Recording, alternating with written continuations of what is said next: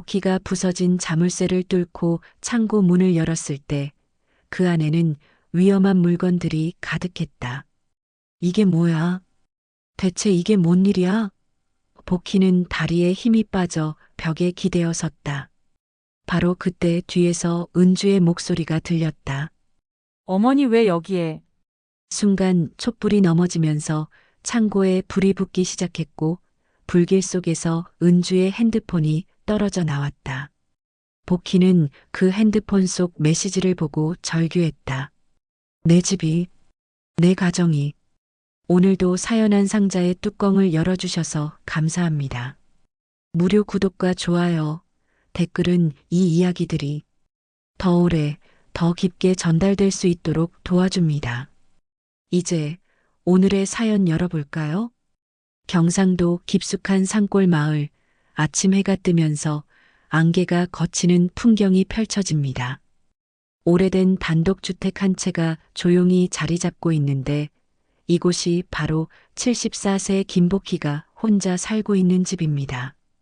복희는 새벽 5시면 어김없이 일어나 마당을 쓸고 텃밭으로 향했습니다. 남편을 먼저 보낸 지 3년째, 이 일상은 그녀에게 유일한 위안이었죠. 상추며 호박이며 고추가며 손끝에서 자라나는 푸른 생명들을 보면서 복희는 조금이나마 마음의 평화를 찾곤 했습니다. 어유, 이 호박이 또 이렇게 잘 자랐네. 복희는 혼잣말을 하며 호박잎 사이로 고개를 내민 어린 호박을 어루만졌습니다. 손주 민수가 좋아하는 호박죽을 끓여주려고 기른 것이었죠. 텃밭 한쪽에는 딸이 좋아하는 깻잎과 부추가 파릇파릇하게 자라고 있었고 토마토는 빨갛게 익어가며 복희의 손길을 기다리고 있었습니다. 이것들아 잘 자라다오. 할매가 정성껏 길러서 우리 손주들 맛있게 해줄 테니까. 복희는 물뿌리개로 하나하나 정성스럽게 물을 주며 중얼거렸습니다. 혼자 사는 외로움을 달래주는 것은 바로 이 작은 생명들이었거든요. 오전 9시쯤 되면 복희는 텃밭에서 딴 신선한 채소들을 바구니에 담고 부엌으로 들어갔습니다. 도시에 사는 딸네 가족을 위한 반찬 만들기가 시작되는 시간이었습니다. 콩나물 무침, 시금치나물, 깍두기까지 정성스럽게 준비했죠. 복희의 손은 비록 주름져 있었지만 음식을 만들 때만큼은 마치 젊은 시절처럼 능숙하게 움직였습니다. 민수는 계란말이 좋아하고 민지는 김치전 좋아하지. 이렇게 중얼거리며 음식을 준비하는 시간만큼은 외로움도 잊을 수 있었습니다. 특히 손주들의 얼굴을 떠올리며 만드는 음식들은 복희에게 삶의 의미를 주었죠. 점심 무렵이면 복희는 정성스럽게 만든 반찬들을 도시락 용기에 담아 딸네 집으로 향했습니다. 버스로 1시간 거리였지만 복희는 이 시간을 기다려왔습니다. 가족들과 만나는 순간만큼은 세상에서 가장 행복했거든요. 어머니, 또 이렇게 많이 가져오셨네요. 몸 안 힘드세요? 며느리 은주가 다정하게 말했지만 복희는 어딘가 어색함을 느꼈습니다. 진심인지 아니면 그냥 예의상 하는 말인지 구분하기 어려웠죠. 아니다, 아니다. 우리 손주들 맛있는 거 해주는 게 할매낙이다. 복희는 웃으며 대답했지만 마음 한구석에서는 혹시 자신이 부담스러운 존재는 아닐까 하는 걱정이 자리 잡고 있었습니다. 딸 영숙은 언제나 바쁜 표정이었습니다. 엄마, 요즘 집 관리는 잘 되고 있어요? 혼자 계시는데 불편한 건 없고요? 걱정하는 마음에서 나온 말이었지만 복희에게는 간섭으로 느껴질 때가 많았습니다. 괜찮다, 괜찮다. 할매가 뭘 못하겠냐? 복희는 괜찮다고 말했지만 사실은 밤이면 혼자 있는 것이 두렵기도 했습니다. 특히 바람 부는 날이면 집 곳곳에서 나는 소리들이 신경 쓰였죠. 복희에게는 한 가지 더 큰 고민이 있었습니다. 동네 사람들 사이에서는 말 많은 할매로 통하고 있었거든요. 사실 복희는 그저 사람들과 이야기를 나누고 싶었을 뿐인데 어느새 소문 듣기를 좋아하는 사람으로 인식되고 말았습니다. 복희 할매, 또 무슨 소식 없어? 동네 슈퍼 앞에서 만난 이웃들이 그렇게 말할 때마다 복희는 마음이 조금씩 무거워졌습니다. 정작 자신은 남의 일에 관심이 많은 게 아니라 그저 외로웠을 뿐이었는데 말입니다. 마을 슈퍼 아저씨도 복희를 볼 때마다 이런저런 동네 이야기를 들려줬습니다. 복희 할매, 요새 동네에 낯선 사람들이 자주 오더라고요. 뭔 일인지 모르겠네요. 이런 말들이 복희의 귀에 들어왔지만 그녀는 그저 고개만 끄덕일 뿐이었습니다. 집으로 돌아가는 길, 복희는 자신의 집 뒤편에 있는 오래된 창고를 바라봤습니다. 남편이 살아생전 농기구며 생활용품을 보관하던 곳이었는데 지금은 거의 비어 있는 상태였죠. 가끔 딸이나 며느리가 그 창고를 정리하겠다고 말했지만 복희는 영 내키지 않았습니다. 엄마, 요즘도 그 낡은 창고 안에 뭐 두고 사세요? 딸 영숙의 목소리에는 항상 짜증이 섞여 있었습니다. 복희는 그런 딸의 태도가 서운했지만 말로 표현하지 못했죠. 며느리 은주는 조금 다른 방식으로 접근했습니다. 어머니, 그 창고는 저희가 정리할게요. 너무 오래된 물건들이 많아서 건강에도 안 좋잖아요. 다정한 목소리였지만 왠지 모르게 복희는 불편함을 느꼈습니다. 어느 날 은주가 찾아와서 창고 열쇠를 달라고 했을 때도 마찬가지였습니다. 어머니, 제가 깨끗하게 정리해 드릴게요. 열쇠만 맡겨주세요. 복희는 잠시 망설였습니다. 그 창고에는 남편과의 추억이 담긴 물건들이 있었거든요. 하지만 가족을 위한 일이라고 생각하며 복희는 결국 열쇠를 건넸습니다. 그래, 은주야. 내가 알아서 해라. 할매는 이제 그런 것까지 신경 쓸 기력도 없다. 말은 그렇게 했지만 마음 한구석에서는 뭔가 아쉬움이 남았습니다. 그 이후로 은주는 가끔씩 창고 쪽을 오가는 모습이 보였습니다. 복희는 궁금했지만 직접 묻지는 못했죠. 혹시나 자식들에게 간섭하는 어머니로 보일까봐 걱정이 되었거든요. 저녁 시간, 복희는 홀로 저녁을 먹으며 텔레비전을 봤습니다. 드라마 속 가족들의 화목한 모습을 보면서 자신의 현실과 비교하게 되었죠. 우리 가족도 저렇게 화목했으면 좋겠는데. 복희는 한숨을 쉬며 혼잣말을 했습니다. 밤이 되면 복희는 집안을 점검하는 것이 습관이었습니다. 문단속은 제대로 되었는지, 가스는 잠갔는지 확인하고 나서야 잠자리에 들 수 있었죠. 혼자 사는 노인의 불안함이었습니다. 복희가 평소와 같이 저녁 설거지를 끝내고 텔레비전 앞에 앉아 있던 그때 전화벨이 울렸습니다. 시계를 보니 밤 9시가 넘은 시간이었죠. 이상했습니다. 평소 가족들은 이렇게 늦은 시간에 전화하지 않았거든요. 여보세요? 복희가 수화기를 들었을 때 며느리 은주의 목소리가 들렸습니다. 그런데 평소와는 다른 어딘가 떨리는 음성이었죠. 어머니, 죄송해요. 이렇게 늦은 시간에 전화드려서. 은주의 말끝이 흔들렸습니다. 뭔가 급한 일이 생긴 것 같았어요. 무슨 일이냐, 은주야? 목소리가 왜 그러냐? 복희는 걱정스러운 마음에 물었습니다. 혹시 손주들에게 무슨 일이 생긴 건 아닌지 불안해졌죠. 아니에요, 그게. 어머니, 제발 부탁인데. 은주의 목소리가 더욱 떨렸습니다. 절대 창고 문 열지 마세요. 그 안은 그냥 제가 알아서 할게요. 복희는 깜짝 놀랐습니다. 창고라니 갑자기 웬 창고 얘기인지 이해가 되지 않았어요. 창고가 왜? 무슨 일인데 그러냐? 그냥 위험할 수도 있어요. 오래된 물건들이 많아서 다칠 수도 있고요. 제발 들어가지 마세요. 은주는 이유를 제대로 설명하지 않은 채 계속 당부했습니다. 복희는 점점 이상함을 느꼈습니다. 며느리의 목소리에는 단순한 걱정이 아닌 무언가를 숨기려는 필사적인 간절함이 묻어 있었거든요.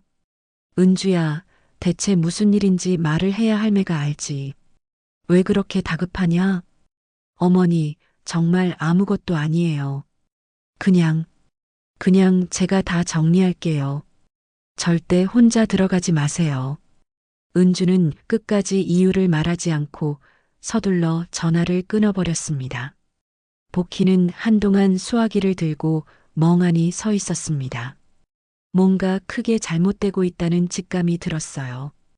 은주의 목소리에서 느껴진 것은 공포에 가까운 감정이었거든요. 그날 밤 복희는 잠을 이루지 못했습니다. 계속해서 은주의 떨리는 목소리가 귓가에 맴돌았어요. 침대에 누워서도 자꾸 창고 쪽을 생각하게 되었습니다.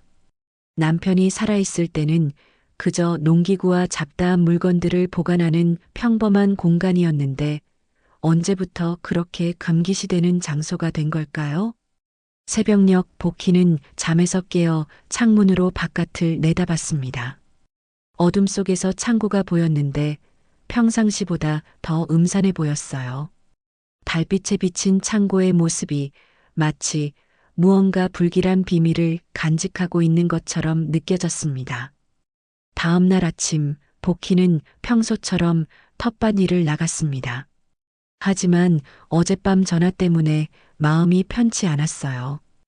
호박에 물을 주면서도 자꾸 창고 쪽으로 시선이 향했습니다. 창고 문은 굳게 잠겨 있었고 주변에는 평소에 없던 발자국들이 어렴풋이 남아있는 것 같았어요. 이상하다.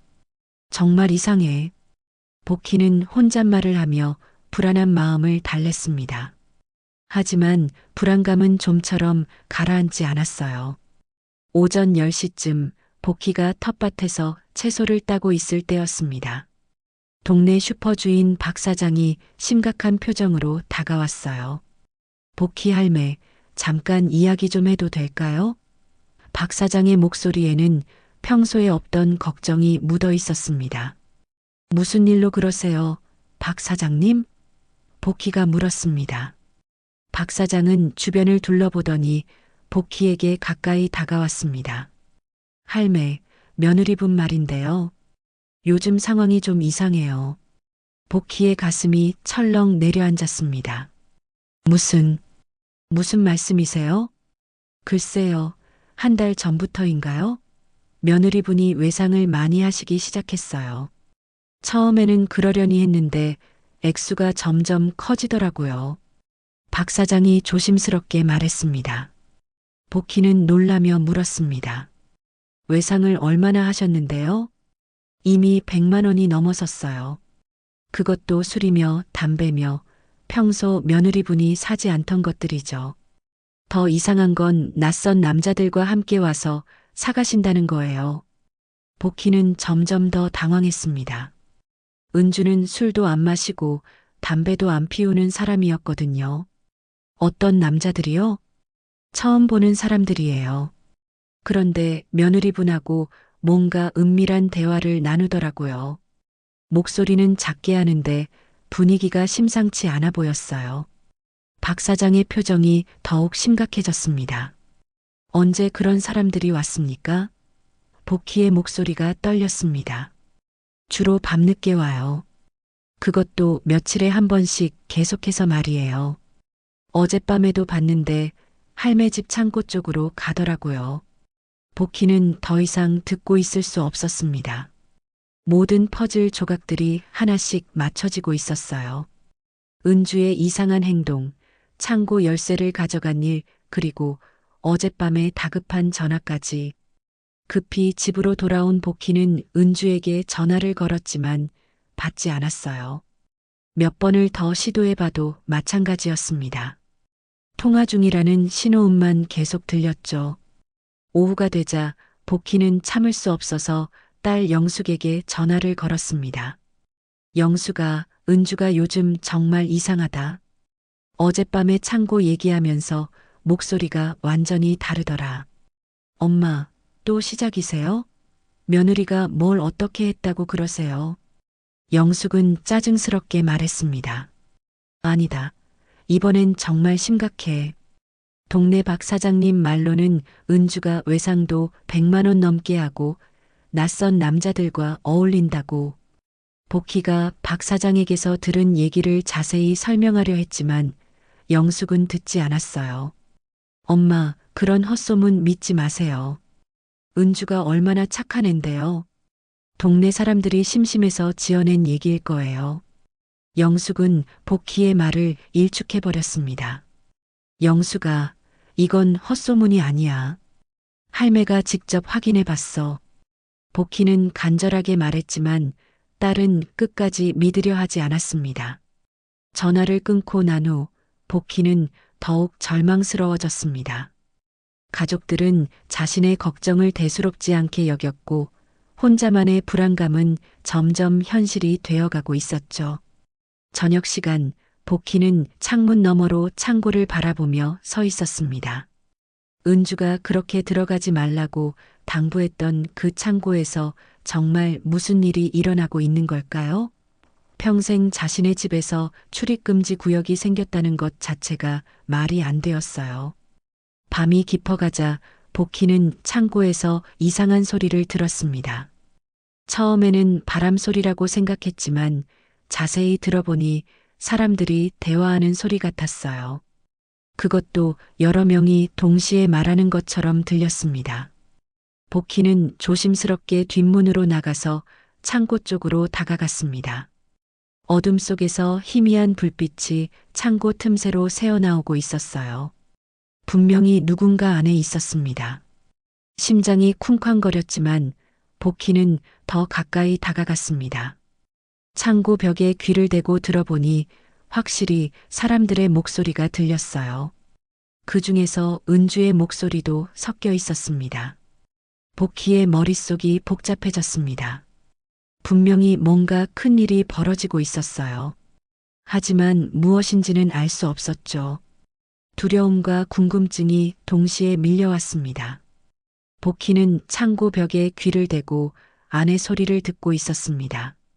분명히 여러 사람의 목소리가 들렸고 그 중에는 며느리 은주의 목소리도 섞여 있었어요. 하지만 무슨 말을 하는지는 정확히 들리지 않았습니다. 이게 대체 무슨 일이지?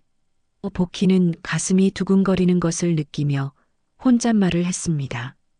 평생 살아온 자신의 집에서 이런 일이 벌어지고 있다는 게 믿어지지 않았어요. 그때 갑자기 창고 안에서 큰 소리가 났습니다.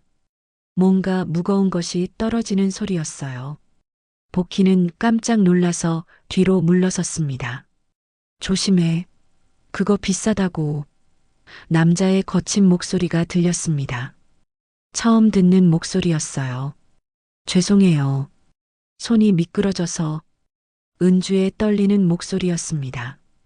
평소 며느리의 차분한 목소리와는 전혀 달랐죠. 복희는 숨을 죽이고 더 자세히 들어보려 했습니다.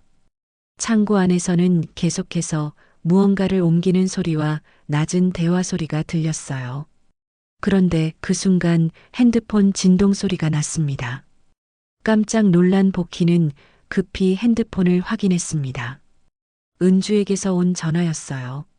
이상했습니다. 분명히 창고 안에서 은주의 목소리를 들었는데 어떻게 동시에 전화가 올 수 있을까요? 복희는 서둘러 집 안으로 들어가서 전화를 받았습니다. 여보세요? 어머니, 혹시 창고에서 뭐 들리셨죠? 은주의 목소리는 더욱 다급해져 있었습니다. 숨을 헐떡이는 소리도 들렸어요. 복희의 심장이 더 빨리 뛰었습니다. 은주가 자신이 창고 근처에 있었던 걸 알고 있는 건 아닐까요? 무슨 소리를 말하는 거냐? 그냥 바람 소리나 그런 거요. 오늘 바람이 많이 불어서 창고 문이 흔들릴 수도 있어요. 절대 보지 마세요. 은주는 계속해서 같은 말을 반복했습니다. 은주야, 도대체 뭘 숨기고 있는 거냐? 할매한테 솔직히 말해봐. 복희는 더 이상 참을 수 없어서 직접적으로 물었습니다. 아무것도 안 숨기고 있어요. 그냥 위험하니까 가지 마세요. 제발이요. 은주는 울음 섞인 목소리로 말하고는 또다시 급하게 전화를 끊어버렸습니다. 복희는 수화기를 내려놓고 깊은 한숨을 쉬었습니다. 뭔가 크게 잘못되고 있다는 확신이 들었어요.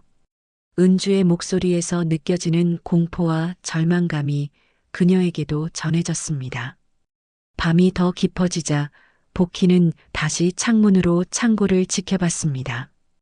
1시간 정도 지났을까요? 창고에서 사람들이 나오기 시작했어요.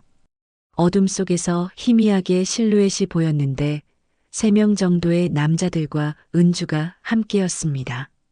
다음 주에 또 올게요. 그때까지 안전하게 보관해 두세요. 한 남자의 목소리가 바람에 실려 들렸습니다. 네, 알겠습니다. 조심해서 가세요. 은주의 답변이 들렸어요. 차 문이 닫히는 소리와 함께 엔진 소리가 멀어져 갔습니다. 은주는 혼자 남아서 창고 문을 다시 잠갔어요. 그리고는 주변을 둘러보더니 자신의 차를 타고 조용히 사라졌습니다. 복희는 한동안 멍하니 서 있었습니다. 방금 본 것이 현실인지 꿈인지 구분이 안 되었어요. 사랑하는 며느리가 자신 모르게 집을 이상한 일에 사용하고 있다는 게 도저히 믿어지지 않았습니다. 다음 날 아침 복희는 잠을 한숨도 자지 못한 채 일찍 일어났습니다. 바로 창고 주변을 살펴보러 나갔어요. 어젯밤의 흔적을 찾아보고 싶었습니다. 땅에는 여러 명의 발자국이 선명하게 남아 있었어요. 그것도 운동화, 구두, 부츠 등 다양한 신발 자국들이었습니다. 창고 문 앞에는 담배꽁초도 몇 개 떨어져 있었고 바닥에는 알 수 없는 액체가 흘러내린 흔적도 있었어요. 이 많은 사람들이 왜 우리 집 창고에? 복희는 점점 더 의심스러워졌습니다. 특히 액체 흔적이 신경 쓰였어요. 무엇인지 알 수 없지만 좋지 않은 예감이 들었습니다. 그때 동네 할머니 김순자가 지나가다 복희를 봤습니다. 복희야, 어젯밤에 잠 잘 잤어? 왜 그러세요? 복희가 물었습니다. 글쎄, 밤늦게 내 집 쪽에서 차 소리가 많이 나더라. 몇 대나 왔다 갔다 하던데. 순자의 말에 복희는 더욱 놀랐습니다. 차요? 몇 시쯤이었어요? 11시 넘어서부터 새벽 2시까지 계속 그랬어. 무슨 일 있는 줄 알고 걱정했는데. 그것도 한두 번이 아니야. 요즘 계속 그래. 순자가 걱정스럽게 말했습니다. 복희는 그제야 어젯밤에 들었던 소리들이 더욱 확실해졌습니다. 그리고 이런 일이 한두 번이 아니라 계속 반복되고 있었다는 사실에 충격을 받았어요. 순자야, 혹시 어떤 차들이었어? 봤어? 복희가 다급하게 물었습니다. 어두워서 자세히는 못 봤는데 검은색 승용차 2대 정도였어. 그런데 번호판이 이상하더라. 뭔가 가린 것 같았어. 순자의 말에 복희는 소름이 돋았습니다. 번호판을 가렸다는 것은 뭔가 숨기려는 의도가 있다는 뜻이었어요. 정상적인 일이라면 그럴 필요가 없을 텐데 말입니다. 오후가 되자 복희는 더 이상 참을 수 없었습니다. 창고 문 앞에 서서 안을 들여다보려 했지만 문틈으로는 아무것도 보이지 않았어요. 자물쇠는 여전히 굳게 잠겨 있었습니다. 복희는 집 안에서 남편이 쓰던 도구함을 뒤져봤습니다. 그 안에서 낡은 쇠톱을 발견했어요. 남편이 살아있을 때 간혹 자물쇠가 고장나면 이걸로 잘라내곤 했던 기억이 났습니다. 내 집인데 왜 내가 못 들어가지? 복희는 화가 나기 시작했습니다. 아무리 며느리라고 해도 자신 몰래 이런 일을 벌이는 건 용납할 수 없었어요. 하지만 동시에 두려움도 컸습니다. 만약 창고 안에서 정말 끔찍한 것을 발견한다면 어떻게 해야 할까요? 그리고 은주와의 관계는 어떻게 될까요? 저녁이 되자 복희는 일부러 불을 끄고 집안에서 창고 쪽을 지켜봤습니다. 오늘도 그 사람들이 올지 궁금했어요. 시계가 10시를 가리킬 무렵 정말로 차 2대가 조용히 들어왔습니다. 복희는 숨을 죽이고 지켜봤습니다. 차에서 4명의 남자가 내렸고 그 뒤로 은주도 따라 나왔어요. 남자들은 모두 검은 옷을 입고 있었고 큰 가방들과 상자들을 들고 있었습니다. 조용히 해요. 어머니가 들을 수도 있어요. 은주의 목소리가 바람에 실려왔습니다. 걱정 마. 할머니는 잠들었을 거야. 그리고 설령 들어도 뭔지 모를 거고. 한 남자가 비웃듯이 대답했습니다. 복희는 가슴이 쿵쾅거렸습니다. 저런 식으로 자신을 우습게 여기는 말을 들으니 분노가 치밀어 올랐어요. 남자들과 은주는 창고 문을 열고 안으로 들어갔습니다. 곧이어 안에서 밝은 불빛이 새어나오기 시작했어요. 그리고 뭔가를 나르는 소리와 대화 소리가 들렸습니다. 이번 물건들은 특히 조심해야 해요. 들키면 큰일 나니까. 한 남자의 목소리였습니다. 알고 있어요. 그래서 이 장소를 택한 거잖아요. 누가 할머니 집 창고를 의심하겠어요? 은주의 대답이 들렸습니다. 복희는 그 말을 듣고 온몸에 힘이 빠지는 것을 느꼈습니다. 자신이 완전히 이용당하고 있었던 거예요. 며느리가 자신의 순진함을 이용해서 집을 범죄의 장소로 만든 것입니다. 1시간 반 정도 지났을까요? 창고에서 사람들이 나오기 시작했습니다.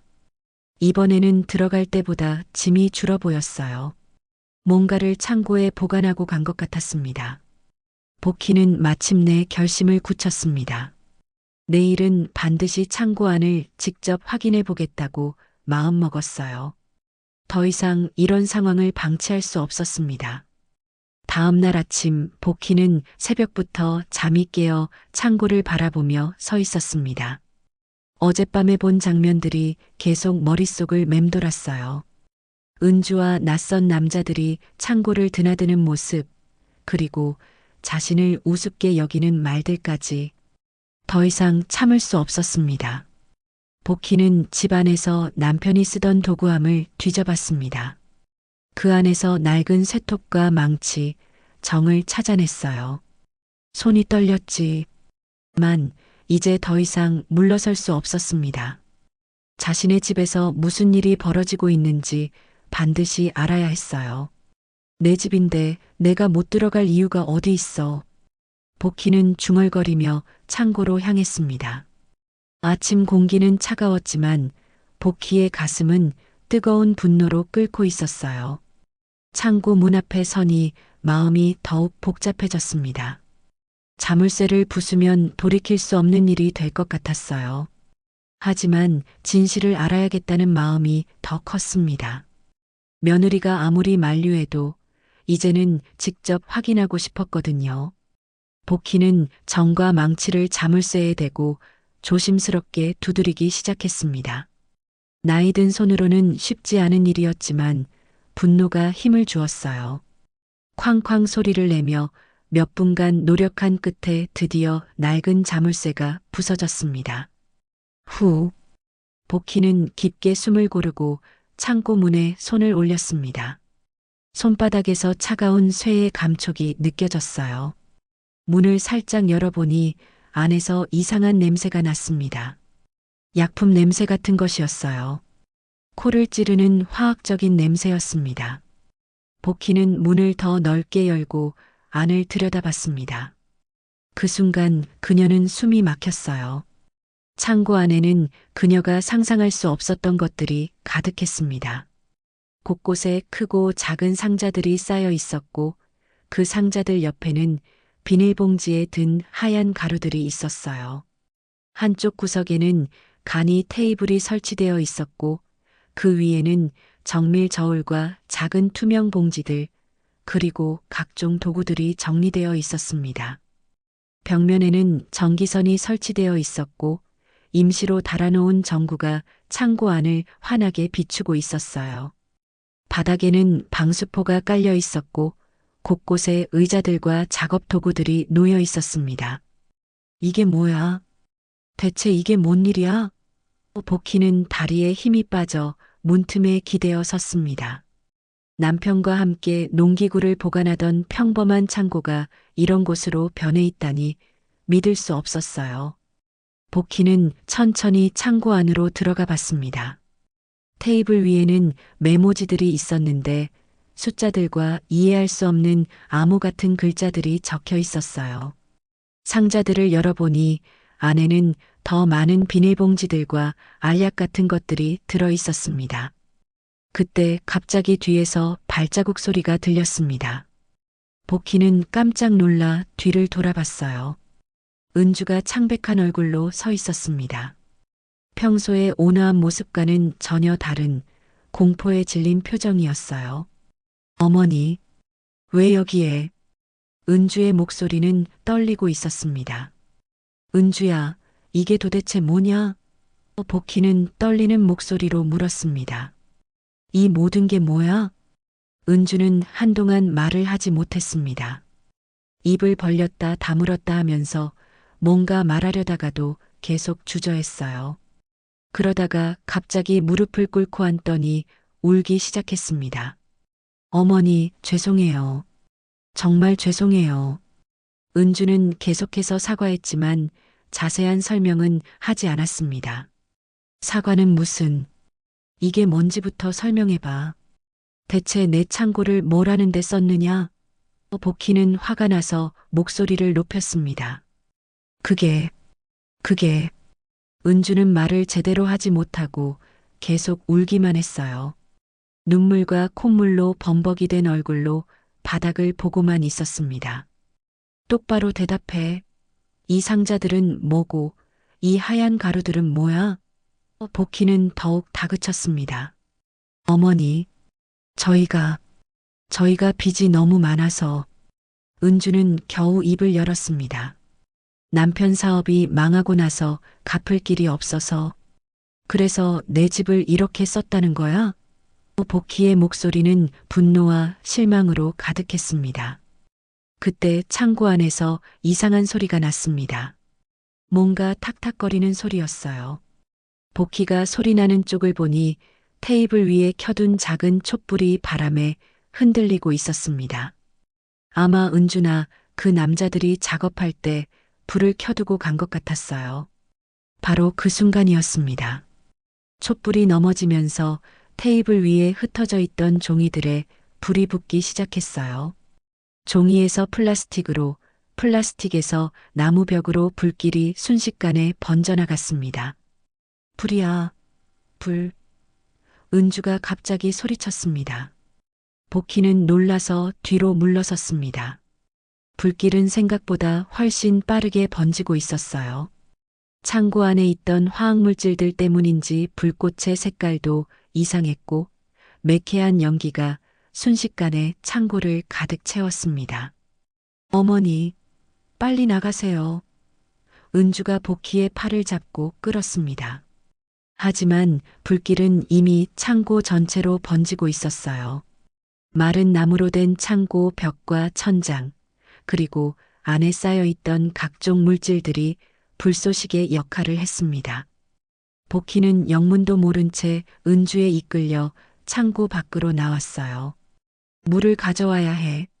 복희는 다급하게 말했지만 불길은 이미 걷잡을 수 없이 번지고 있었습니다. 안 돼요. 위험해요. 은주는 복희가 불을 끌어가는 것을 말렸습니다. 안에 위험한 물질들이 있어요. 그때 불길 속에서 뭔가가 떨어져 나왔습니다. 은주의 핸드폰이었어요. 화면이 깨져 있었지만 아직 켜져 있었습니다.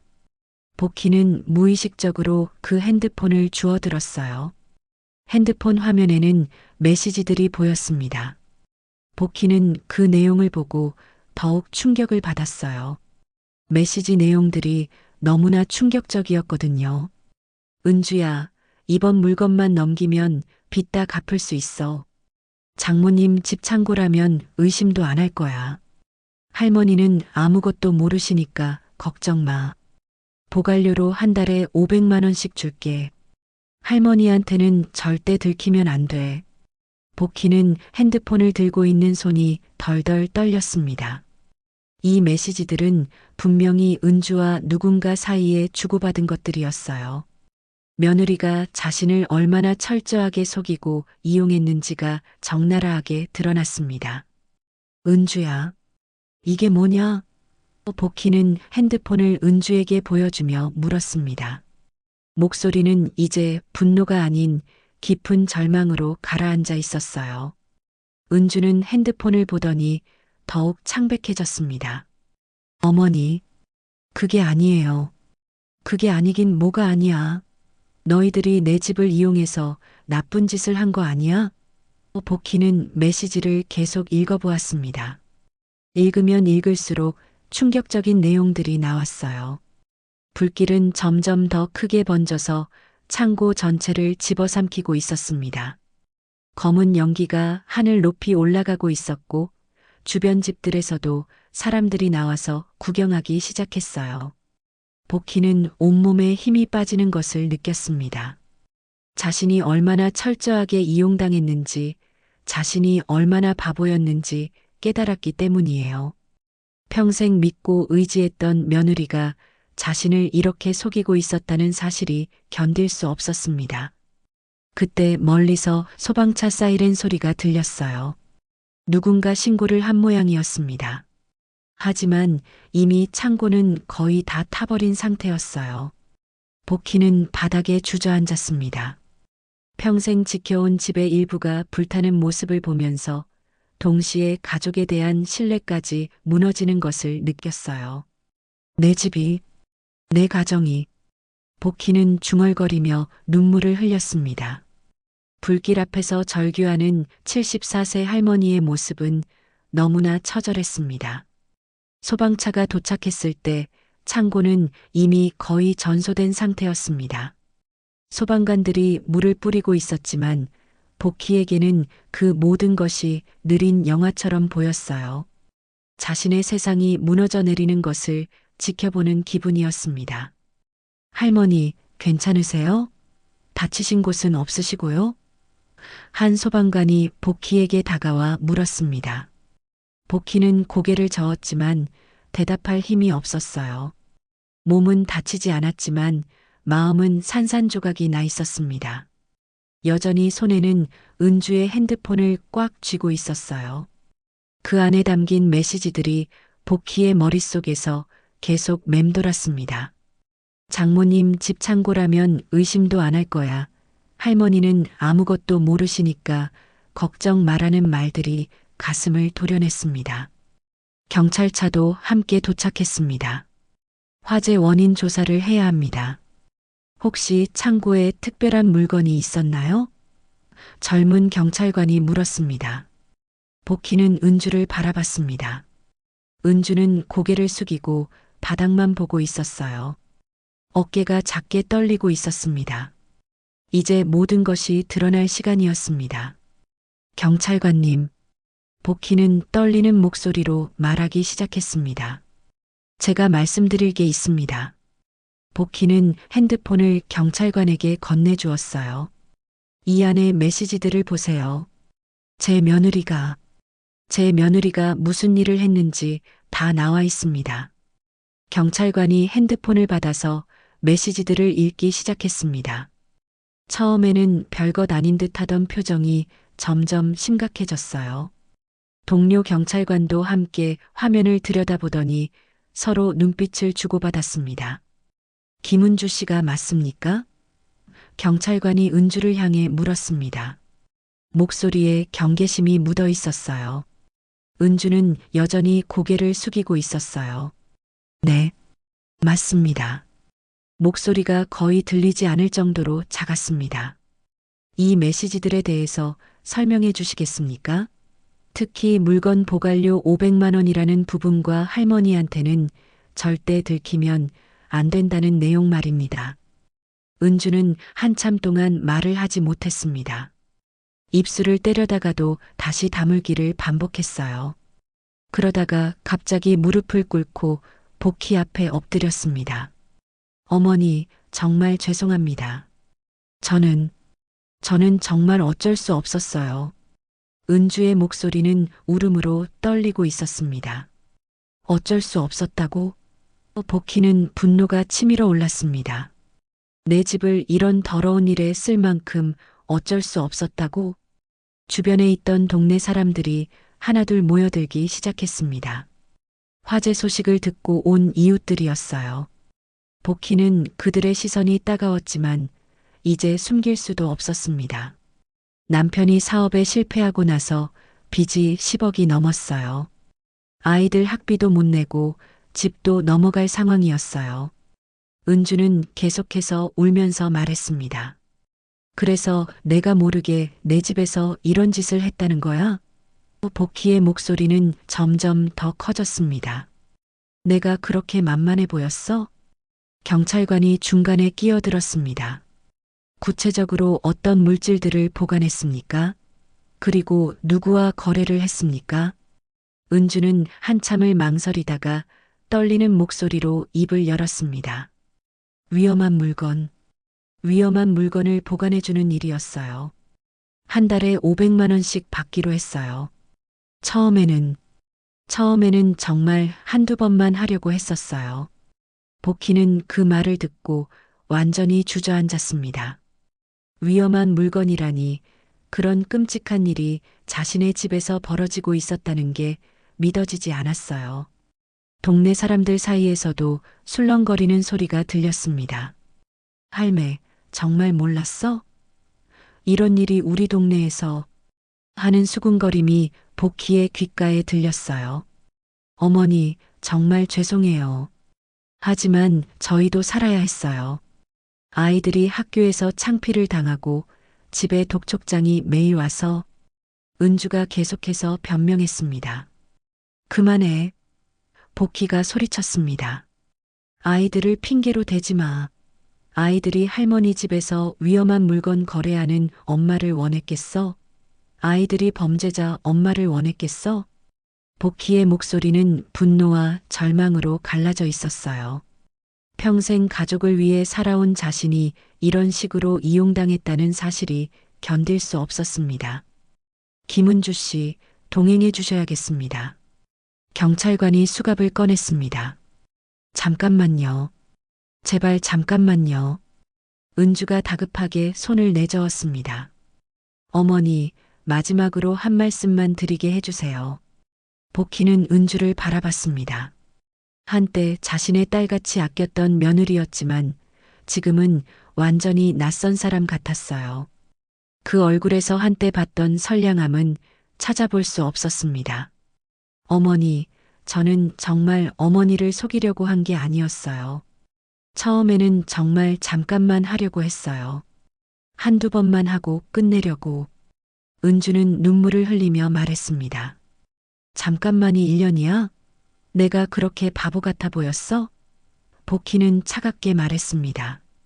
1년 동안 매일 내 얼굴을 보면서 거짓말을 했어. 매일. 어머니는 바보가 아니에요. 너무 착하신 거예요.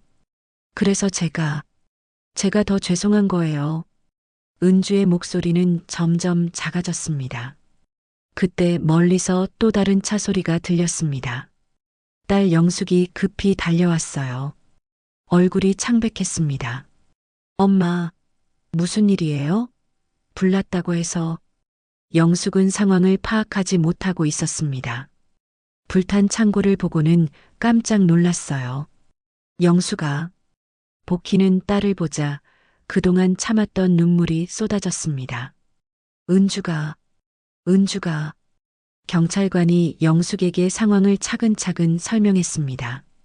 은주가 창고를 위험한 물건 보관소로 사용했다는 것, 시어머니를 속이고 1년간 범죄에 가담했다는 것, 모든 내용을 들은 영숙의 얼굴은 점점 더 창백해졌어요. 은주야, 이게 정말이야?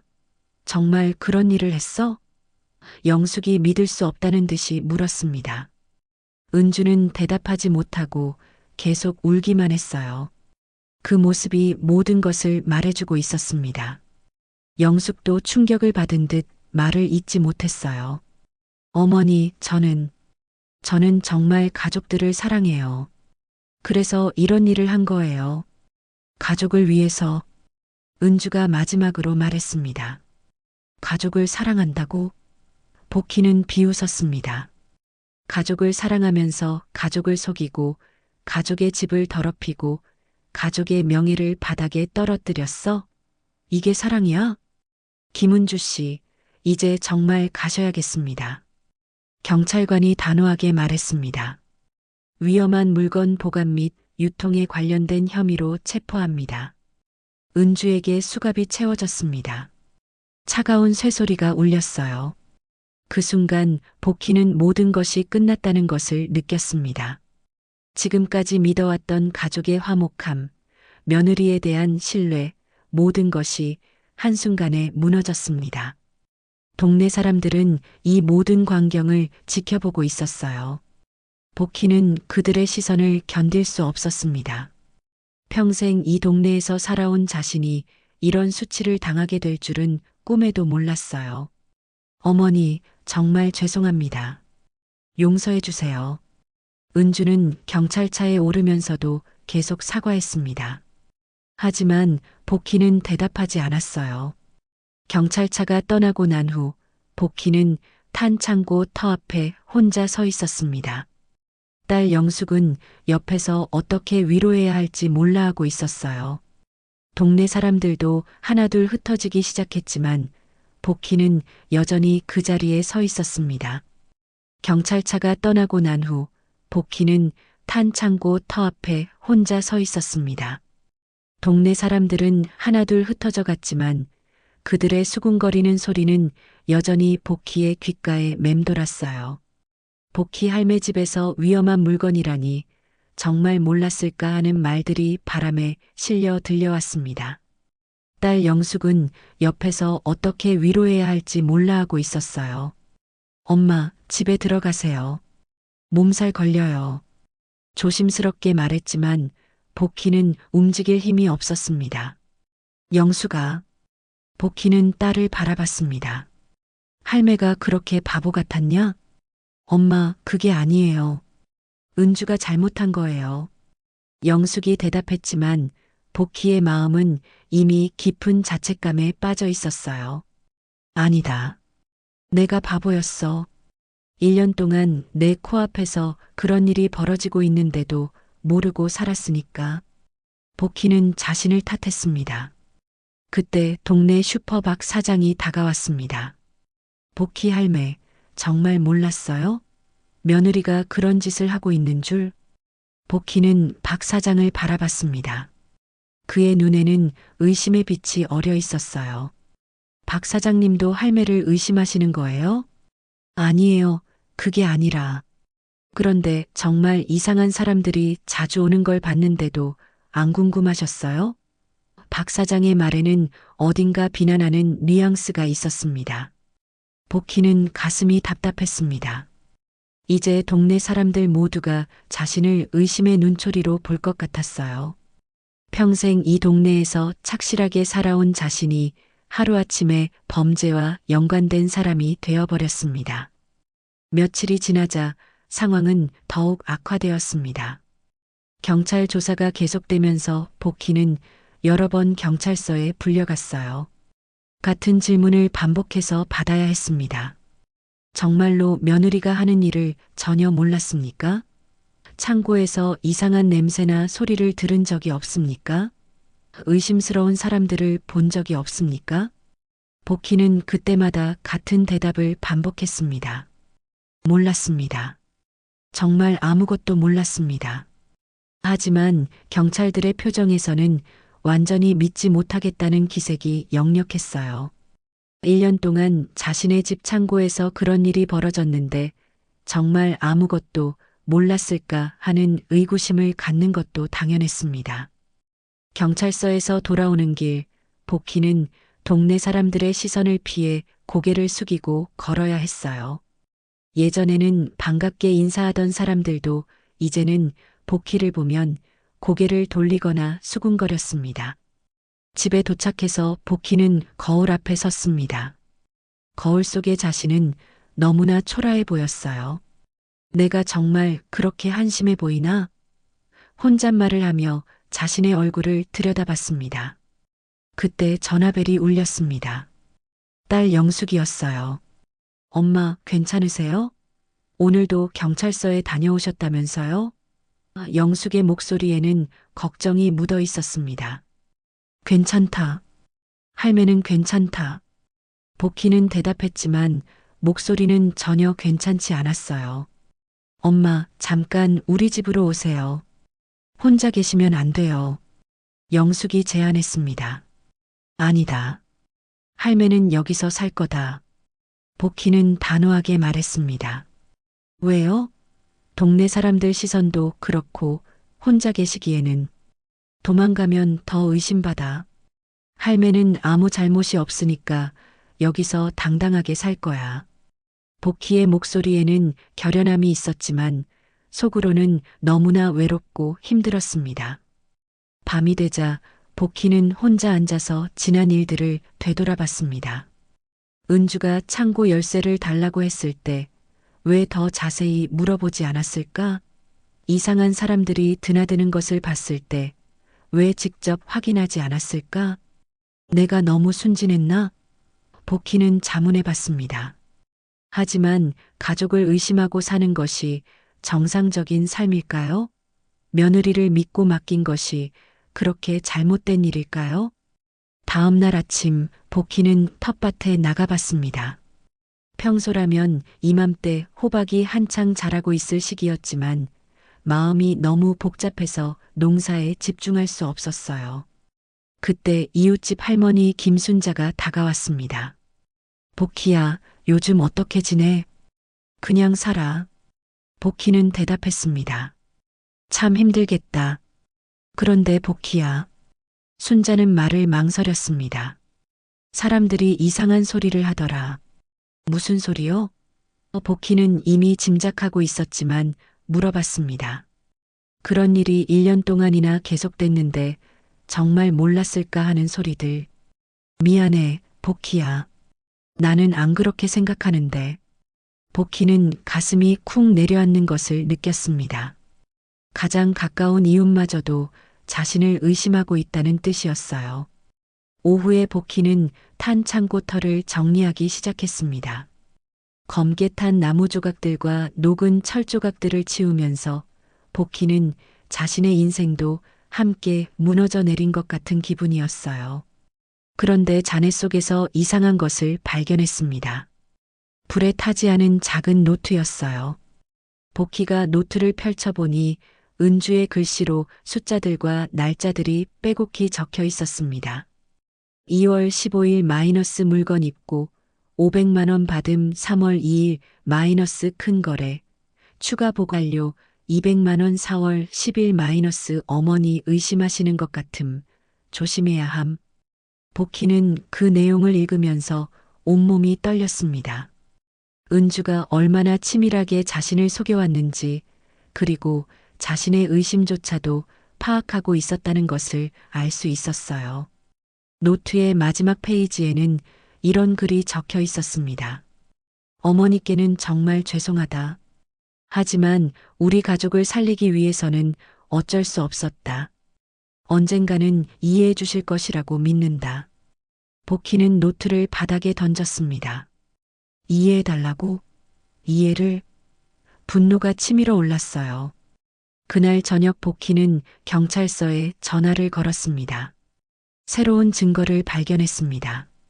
며느리가 쓴 노트를 찾았어요. 경찰이 와서 노트를 가져갔습니다. 이것은 중요한 증거가 될 것 같습니다. 감사합니다. 노트를 건네주면서 복희는 이상한 기분이 들었어요. 며느리를 더욱 궁지로 몰아넣는 일이었지만 동시에 자신의 결백을 증명하는 일이기도 했습니다. 밤이 깊어지자 복희는 혼자 앉아서 생각에 잠겼습니다. 이제 은주는 더욱 무거운 형을 받게 될 것이고 손주들은 아버지의 빚과 어머니의 범죄라는 이중고를 짊어지게 될 것입니다. 내가 잘한 걸까? 복희는 자문해 봤습니다. 하지만 진실은 숨길 수 없는 것이고 자신의 결백을 증명하는 것은 당연한 일이었어요. 복희는 창밖을 바라봤습니다. 창고가 있던 자리에는 이제 빈 공간만 남아 있었어요. 하지만 그 공간은 복희에게 너무나 큰 상처를 남겼습니다. 평생 믿어온 가족, 평생 지켜온 집, 평생 쌓아온 신뢰, 모든 것이 그 빈 공간과 함께 사라져 버렸어요. 일주일 후 복희는 경찰서에서 연락을 받았습니다. 은주의 재판 준비를 위해 증인으로 출석해달라는 요청이었어요. 복희는 전화를 끊고 한동안 멍하니 앉아 있었습니다. 이제 정말 마지막 순간이 왔다는 것을 느꼈어요. 증인으로 나가야 한다고? 복희는 혼잣말을 했습니다. 자신이 직접 며느리를 법정에서 고발해야 한다는 현실이 아직도 믿어지지 않았어요. 재판 전날 밤 딸 영숙이 찾아왔습니다. 얼굴이 많이 상해 보였어요. 이 모든 일로 영숙도 많이 힘들어하고 있었습니다. 엄마, 내일 재판장에 꼭 가셔야 해요? 영숙은 조심스럽게 물었습니다. 가야지. 할매가 증인이라고 하잖아. 복희는 담담하게 대답했지만 속으로는 두려움과 분노가 복잡하게 얽혀 있었어요. 그런데 엄마, 영숙은 말을 망설였습니다. 은주가 엄마 면회를 요청했대요. 복희의 손이 떨렸습니다. 면회? 네, 재판 전에 어머니께 꼭 드리고 싶은 말이 있다고 정말 간절하게 부탁했다더라고요. 영숙의 목소리도 떨리고 있었어요. 복희는 한참 동안 생각했습니다. 그 여자를 다시 볼 용기가 있을까요? 하지만 마음 한구석에서는 궁금하기도 했어요. 은주가 무슨 말을 하고 싶어 하는지, 그리고 지금 어떤 생각을 하고 있는지 말입니다. 가볼까? 복희는 조용히 말했습니다. 영숙은 놀란 표정이었어요. 엄마 안 가셔도 돼요. 굳이 그런 스트레스를. 아니야. 가서 똑똑히 들어봐야겠어. 그 여자가 지금까지도 뭘 생각하고 있는지. 복희의 목소리에는 결연함이 있었습니다. 다음 날 오전 복희는 영숙과 함께 구치소로 향했습니다. 차 안에서 복희는 계속 손을 비비고 있었어요. 긴장되고 무서웠지만 동시에 분노도 치밀어 올랐습니다. 며느리가 자신에게 무슨 말을 할지 상상하니 벌써부터 화가 났어요. 구치소는 복희가 상상했던 것보다 더 삭막했습니다. 회색 콘크리트 벽과 철창들, 그리고 어디서나 느껴지는 절망적인 분위기. 이런 곳에 며느리가 있다는 것이 아직도 현실감이 없었어요. 면회실에 들어서자 은주가 유리창 너머에 앉아 있었습니다. 한 달 사이에 많이 야위어 보였어요.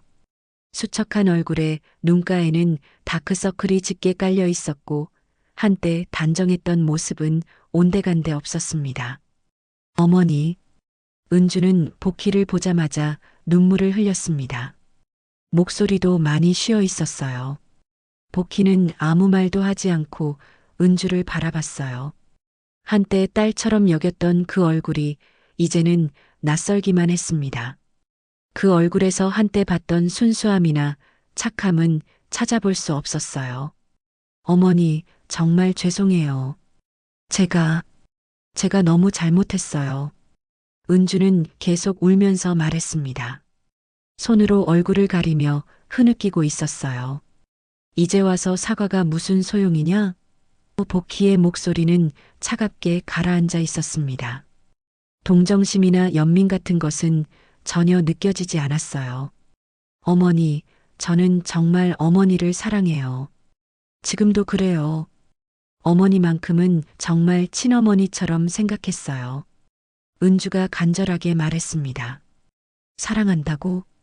복희는 비웃었습니다. 사랑하는 사람을 이렇게 속여? 사랑하는 사람의 집을 더럽혀? 사랑하는 사람을 범죄자로 만들어? 어머니, 저는 정말 어쩔 수 없었어요. 아이들이 학교에서 놀림받고 남편은 우울증에 걸려서 일도 못하고 빗독촉에 시달려서 정말 미칠 것 같았어요.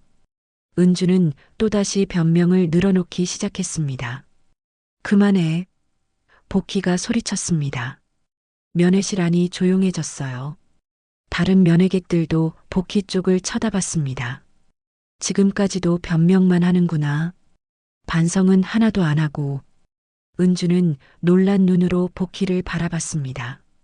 평소 온순하고 소심하던 시어머니가 이렇게 화를 내는 모습을 본 적이 없었거든요. 어머니, 내가 나한테 한 짓이 뭔지 아냐? 복희는 계속해서 말했습니다. 1년 동안 매일 내 얼굴을 보면서 거짓말했어. 내가 정성스럽게 해준 음식 먹으면서 나를 속였어. 내가 손주들 걱정해서 반찬 싸줄 때마다 고마워한다면서 뒤에서는 할머니를 이용했어. 은주는 고개를 숙였습니다. 더 이상 변명할 말이 없었어요. 그뿐이야? 동네 사람들이 나를 어떻게 보는지 아냐? 할매도 공범 아니냐고, 정말 몰랐을 거냐고 수군거려. 74년을 살아오면서 이런 수치는 처음이야. 복희의 목소리는 점점 높아졌습니다. 어머니, 그건 아니에요. 시간이 지나면 사람들도 이해할 거예요. 시간이 지나면 뭐? 할매가 죽을 때까지 사람들은 기억할 거야. 복희 할매 집에서 위험한 물건 거래했다고. 복희 할매도 혹시 모르는 거 아니냐고. 복희는 눈물을 흘리며 말했습니다. 은주도 울고 있었지만 복희에게는 그 눈물마저 가짜로 보였어요. 연기처럼 느껴졌습니다. 어머니, 그래도 저는 어머니를 정말 엄마처럼 생각했어요. 친어머니보다도 더 잘해주셨잖아요. 은주가 말했습니다. 딸처럼? 복희는 웃었습니다. 하지만 그것은 기쁨의 웃음이 아니라 허탈하고 비참한 웃음이었어요. 딸이 어미를 이렇게 이용해? 딸이 어미를 범죄자로 만들어? 딸이 어미의 명예를 바닥에 떨어뜨려? 복희는 자리에서 일어났습니다. 할매는 이제 갈 거야. 더 이상 들을 말이 없어. 어머니, 잠깐만요. 제발, 한 말씀만 더 들어주세요. 은주가 다급하게 불렀습니다. 저도 정말 괴로워요. 매일 밤 어머니 생각에 잠도 못 자요. 복희는 돌아서서 은주를 마지막으로 바라봤습니다. 은주야, 내가 나한테 한 짓은 절대 용서받을 수 없어. 절대로. 내가 아무리 괴로워해도 내가 받은 상처는 치유되지 않아. 어머니, 은주가 소리쳤지만 복희는 뒤돌아보지 않고 면회실을 나왔습니다. 밖으로 나온 복희는 가슴이 답답했어요. 하지만 동시에 뭔가 후련한 기분도 들었습니다. 그동안 마음속에 쌓여있던 모든 분노와 실망, 배신감을 다 쏟아내고 온 것 같았거든요. 오후에 재판이 시작되었습니다. 복희는 증인석에 앉아서 검사의 질문에 차근차근 답했어요. 법정 안은 조용했고 방청석에는 기자들과 동네 사람들이 앉아 있었습니다. 피고인이 창고를 사용하는 것에 대해 언제부터 알고 계셨습니까? 불이 나는 그날 아침에 직접 확인하고 나서 알았습니다. 그전에는 전혀 의심하지 않으셨습니까? 복희는 잠시 망설였습니다. 며느리를 믿었으니까요. 가족을 의심하고 사는 게 정상입니까? 할머니가 며느리를 의심하면서 살아야 하는 게 정상입니까? 복희의 대답에 방청석에서 웅성거리는 소리가 들렸어요. 피고인의 행동에 대해 어떻게 생각하십니까? 검사가 마지막 질문을 했습니다. 복희는 잠시 망설였습니다.